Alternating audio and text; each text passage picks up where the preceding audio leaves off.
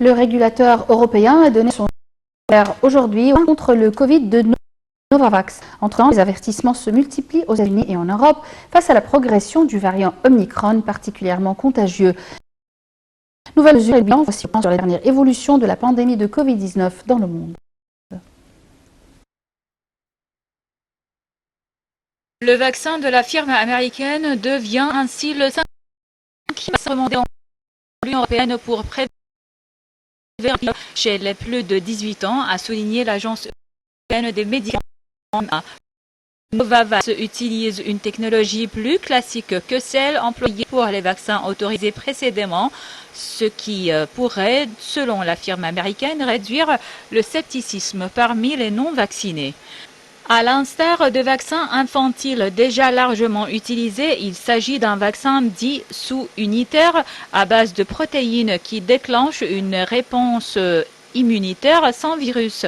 En revanche, la société a reconnu qu'elle évaluait son vaccin contre le variant Omicron et travaillait encore sur une version spécifique pour le combattre.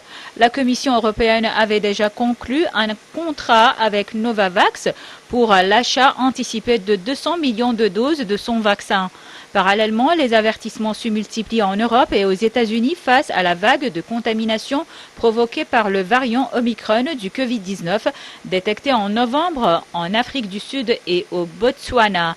Selon la Commission européenne, Omicron pourrait devenir dominant d'ici mi-janvier dans l'Union européenne, alors que 67% seulement de la population est pleinement vaccinée.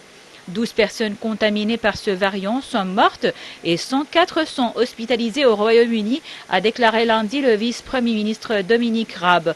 En Allemagne, le groupe d'experts conseillant le gouvernement a également tiré la sonnette d'alarme dimanche et plaidé pour des réductions supplémentaires des contacts au sein de la population dans les plus brefs délais. Aux Pays-Bas, tous les magasins non essentiels, restaurants, bars, cinémas, musées et théâtres sont d'ailleurs fermés depuis dimanche et jusqu'au 14 janvier, tandis que les écoles doivent garder portes closes au moins jusqu'au 9 janvier. En Belgique, le gouvernement vient de donner son feu vert à la vaccination des enfants de 5 à 11 ans contre le Covid, gratuite et volontaire avec l'accord des parents. Plusieurs pays européens dont le Danemark, l'Autriche, la Grèce, l'Espagne,